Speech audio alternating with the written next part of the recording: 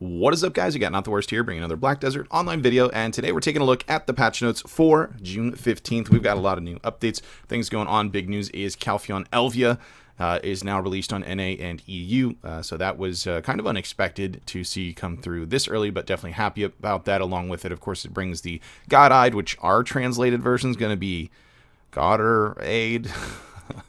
Weapons, I don't know, man. I don't know who okayed that one, but a little silly. And then we see some class changes. It's just going to be, for the most part, the Robin changes we saw in the global labs getting instituted to live servers. We'll pick and come through just a few of those. We're not going to read each one because we covered it on the global labs. So first up, we have Balenos main questline renewal. The Balenos main questline, which includes Vellia, the hometown of many adventurers, has undergone a renewal. We've added fully voiced cutscenes, a graphical makeover for the major NPCs, reorganized the quest pathing, all for the sake of improving our focus on storytelling. We hope this renewal will help our new adventurers better understand the world of Black Desert, and our veteran adventurers enjoy a fresh, updated look at the Balenos main questline. We believe updating existing content to be as important as adding new content, and we will strive to continue with improving the game.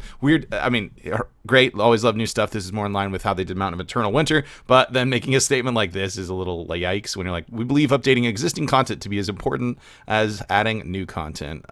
Rip Savage Rift. Yeah. Does anybody remember there's a Pit of the Undying too? Anyways, so that's been renewed. That's that. And then moving on to the next section is going to be our Calpheon Elvia. Now, as far as breaking down how each of these sections works, I'm not going to do it in a patch notes video. I'm, of course, going to do silver breakdown videos for each of these areas like we always do with new zones that come out.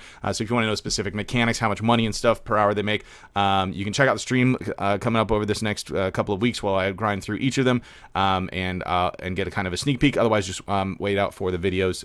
I will need, obviously, time to put down all of the actual drops and estimated silver per hour, and I have to actually grind those hours to be able to do that. So, if you jump in stream tonight, don't be one of those many people that are going to say, what's a silver per hour? What's a silver per hour? I'm going to be like, homie, I've been doing this 2 hours. Calm down. Like, relax. We'll get there. So, anyways, just look out for those videos coming up. Make sure you subscribe so you get notifications when they do go up if you do want to see the breakdown. Otherwise, we'll read the note and then move on. Elvia Calpheon invades the live servers today. There you'll be able to face the even more powerful Sonal, Rudum, Giants, Hex Skeletons, and Trolls. Each of the old and familiar monster zones were given unique and interesting mechanic due to the Elvia distortion phenomenon and the Rift of Despair at its center. The mechanics that can increase your efficiency are listed below, so be sure to take note of them. Elvia Calpheon will drop materials required to obtain the new Godr-Ayed weapons and their enhancement materials. It also drops new loot items required to upgrade alchemy stones as well. I hope this will become a new challenge that our adventurers will eagerly charge in to take on. Just a few notes with it. They have this distortion thing that exists when you're killing mobs there. You can have a spawn of 3 different types of bosses. I have done a bit of grinding at Hex already. I had this Gigagord dude pop up in the couple of hours that I've put in so far. It gives you a buff when you kill them, but those are available at any of the grind zones, not specific to one. As far as the AP for them, we have Sonal Camps 270 AP, 330 DP. We have Rudums is 280 AP, 360 DP. Then we have Gihaku Plane is 290, 370. Hex, where I was at a bit this morning, 300, 390, and then the most difficult then being Quint Hill for the Trolls at 310, 400 for the recommended amounts there. Items that drop across the board for it, you can see there's a few different things here. These Scorching Sun Shards are items that you need in order to be able to enhance the Godr-Ayed weapons for it. The market starting price on them is 10 mil. I think they're up to 11.5 and climbing with thousands and thousands of pre-orders, so they should be pretty valuable in general. These actually going, the Scorching Sun Crystal, I actually didn't see any of these drop. I'm not sure the difference between the shard and the crystal. Anyway, I saw these plenty. Maybe you have to turn these into the other one to then upgrade it. I actually haven't seen one drop, but again, we've only done a few hours for it. You're going to see these Crystallized Despair. You need 200 of these to be able to craft this Blessed Soul Fragment, and that is what upgrades your alchemy stone. Most people using Vell's Heart, but you might have like a sharp alchemy or something on it. It's going to give you 2 sheet DP, 1% monster damage reduction, and plus 2% to all resistances on it as well. So you have essentially reformed your alchemy stone with this item. It can drop on its own. I don't know the exact market cap, but I know I saw for sure on KR servers at one point they were 11 billion silver.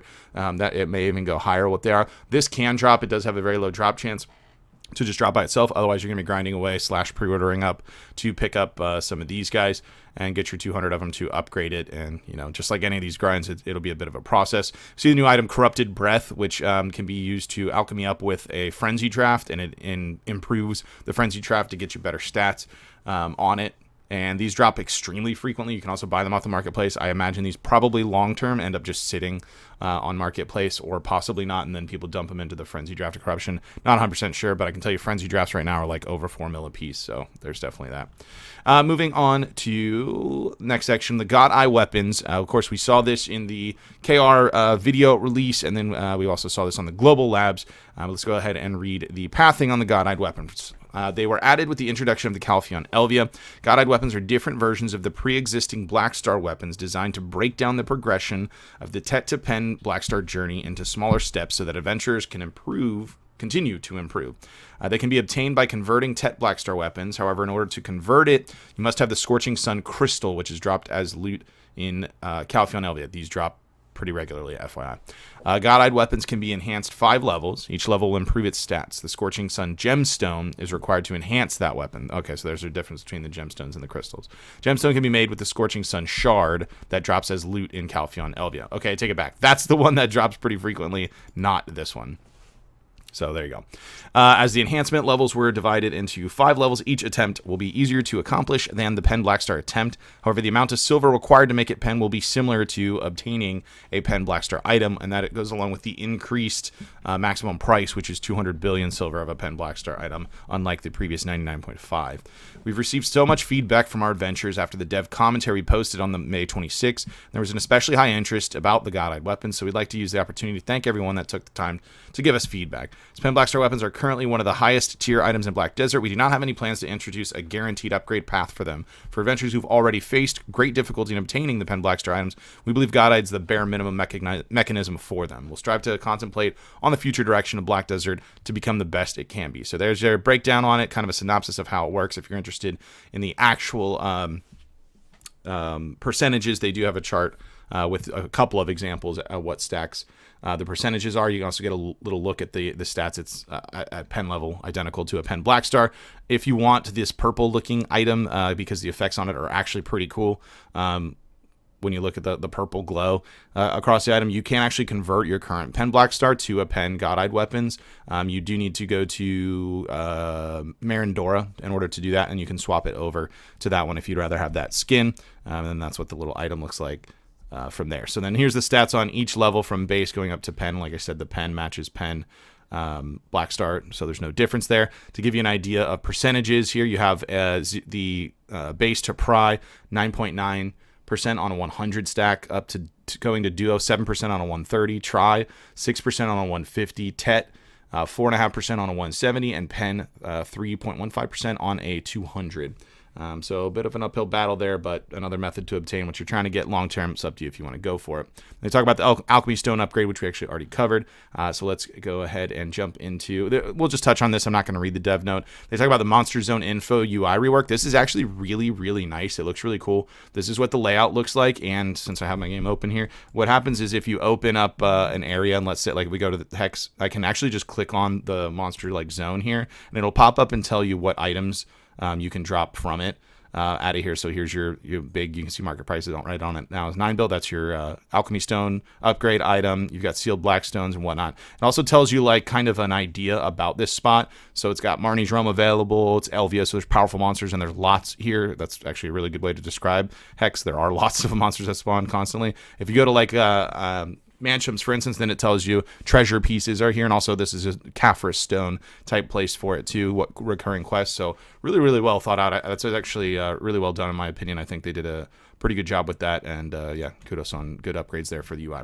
Don't need to dissect any more than that. Events, we've got 3 new things going on. We have Fishing for Summer event, and this actually works a little bit different than your standard koi fish type that we've seen. You can fish anywhere during this event. It literally says in any fishable lakes, rivers, or ocean, and don't worry about throwing them away during auto fishing. You'll keep the event fish regardless of your auto fish grade option.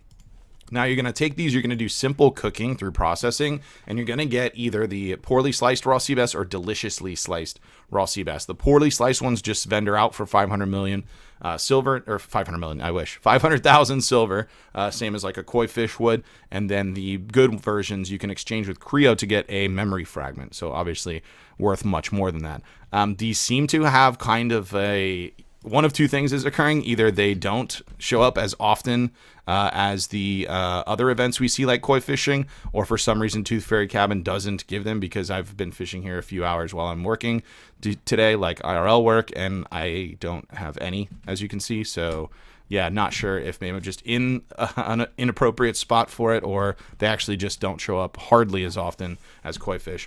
We got that Capture Your Moment of Glory in the Arena of Solar event. Essentially, if you upload to YouTube some of your clips, or even a clip to the YouTube channel, use the proper hashtags here, submit it into it, and everybody who submits it will get 100 Marnie's Unstable Fuel and 10 of these Glory of Solar boxes, which have some RNG chance at different potions, Whale Tenant potions, elixirs, drafts, what have you, from there. Then that's it. I didn't see anything about any grand prize for like special videos or anything like that. Then we have Rank Up in the Arena Solar event. This one's actually pretty interesting. Essentially, you're going to rank up, just obtain 1,201 points or more, and you'll get, or win 10 matches, you'll get Gloria Solar box, 20 of those RNG boxes we just talked about. And then for the top 1st through 10th throughout this preseason weeks 2 to 4, so weeks 2, weeks 3, and week 4. Moving into those, you for 1 through 10 is going to get 11,500 pearls, and 11 through 100 place is going to get 6,060 pearls. Very exact numbers on that, but okay. Yeah, so nice little bonus there to go ahead and rank up. Definitely going to have people pushing for that wouldn't have otherwise, so nice incentive. Moving on to the content updates, as I mentioned, we have some class changes. Most of this, although not all, does correlate to the adjustment of... Actually, they had a nice little dev note on the Global Lab version of this that talked about it, but they... Essentially, we're fixing up some flows on different skills, and then also a lot of raw bump increases. You can see Roaring Arrow on Ranger gets a critical hit rate increased to 100%. You see a lot of fine-tuning with that sort of thing across the board for classes. So if you want to check yours out, there's a link straight to the class sets in the description below. You can jump on them and go through them. I'm just not going to cover them all in this video. One, because we already did it in the Global Lab video previously, so you can also look at that if you want to go through each individual skill. And two, we're not going to have a 25-minute patch note video, so there's that. Moving on from here, Shy got nerfed. Just so you know, Shy got nerfed pretty heavily for what their function is. Spoiler alert if you're skipping ahead from that. Moving on from there, we have Arena of Solar Preseason 1 has ended. More adventurers participated and enjoyed than we expected. Thank you for participating. We'll keep analyzing adventure gameplay results during this preseason and adjust accordingly. We can see that adventurers are giving opinions regarding the arena's design and strategies and balance. We're going to do our best to keep checking and make better content. Big news is what happened with the buff that was in the forest zone. So if you tried out the arena at all, you got extremely familiar with the wind buff that boosted your AP 320 for 30 seconds. As you can imagine, that was almost literally a one-shot. People can be infernal guards and you just eat them and then hit them again. Absolutely ridiculously overpowered, and it completely warped that map from being any sort of 3v3 portion to race to this wind thing, make sure you get the last hit on it, and then just delete the opposing team. The only way to play around is just avoid them as best you can. Obviously, like something really dangerous like a Musa getting that buff, hard to completely avoid a Musa for a full 30 seconds if they're coming at you. It just completely warped the game. I didn't hear anyone that was like, man, I really love this mechanic. This makes so much sense. It's so much fun. I think there's just complete resounding, get rid of this. It's absolutely terrible. So what did they do about it moving into week 2? They kept it, and they reduced it to 50%.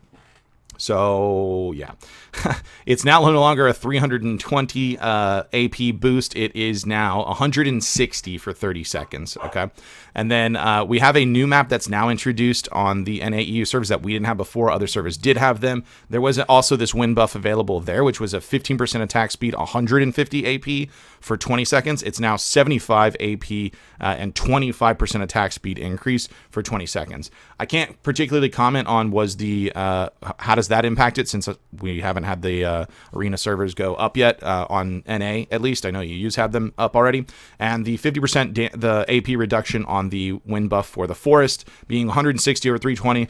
I mean, on paper, that still sounds incredibly too high, and it's still fairly well warping to it. They did triple the HP of the item that you have to blow up in order to get the buff, so it could kind of maybe work there to where it's not like burn this real fast, delete everyone. I honestly can't give you 2 cents on it just because it hasn't come up yet, so truly don't know. They made some other adjustments to how buffs in the third map work, but since we didn't have them on NAEU anyways, we're not going to have anything to compare it to. That map just 100% was not live for us. it is now, so we're going to have the new iteration of it as far as the warmth of fire and water and whatever buffs that we won't have ever known the previous versions for them. Other than that, just a couple of tweaks and issue fixes like normal. So let's go ahead and jump on over to the Pearl Shop, take a look at what we got going on this week. First up, we have a new outfit for Nova, which actually looks pretty dope. The Blood Countess outfit, as per usual. Premium version of that's 3,400 pearls if you want to pick it up. We've got the Outlaws of Margoria outfit box. That means the Margoria outfit is available again. This is only the third time that it's been available. If you're looking to pick it up, if you want to, the Outlaws is 2,200 pearls for that one. Then it's got the Tattoos outfit box, also 2,200. Or you can get the Hot Pants, in my opinion, the best version, because less clothes is the way to go. 2,200 pearls are there. New packs, we have Artisans Premium Outfit Boxes. This is 16,265 pearls, and I don't think that this package knows what it was trying to accomplish, so it just included everything. It's got 6 Premium Outfit Boxes, then 100 Artisan Memories, then a bonus with the Custom Box of Convenience and 500 Cron Stones. And the Custom Box of Convenience we've seen before is either 2 Mystical Artisan Memory Bundles, which are the RNG ones that could actually get your Cron Stones, Art of 50, or just choose 50 Artisan Memories additional. And then you choose between a couple 40 stacks of 50 stacks or 3 Advice of Destiny. And then memory fragments for some enhancement help kits and some more Advice of Memory along with that. We have enhanced Blessing on Common-Sylve. It's 1125 as per usual for a 15-day Blessing on Common-Sylve, but they've paired it with 10 item drop scrolls and 3 Blessed Message scrolls. We see an Artisan's Memory pack, 2 of them. It's a bunch of Artisans. One's cheaper than the other one's better value. 3,200 for the level 1, 5,200 for the level 2. Got Courser Training pack at 3,480 pearls. It's got 1 Mount Skill Selection coupon, 5 Skill Change coupons, a bonus of an All Skill Training coupon, and a rare Courser Training box to go along with it. We see a fantastic horse pack at 2,225 pearls. It's got a premium horse appearance change coupon, 10-hour Mount XP scroll, 400 Cron Stones, then 2 Courser's Aura, a Unbridled Celerity draft, and then 20 of your choice of Dream Horse mats to go along with it. And then wrapping it up, we have the Valkyrie Dante premium outfit set on sale this week for the 2720 Pearl update, as we see week over week. So there you have it for the patch notes and the Pearl Shop. Bit lengthy this week, but we had a lot of stuff going on. Let me know what you guys think about the updates going on in the comments down below. If you did enjoy the video, be sure to like it. If you're new to the channel, be sure to subscribe so you get notifications when new videos go live. And if you'd like to catch me playing live, there is a link to my Twitch page in the description. You can jump on over there, drop a follow so you get notifications for that as well. With that said, that's going to be it for this one. I want to thank everybody for watching, and I will see you next time.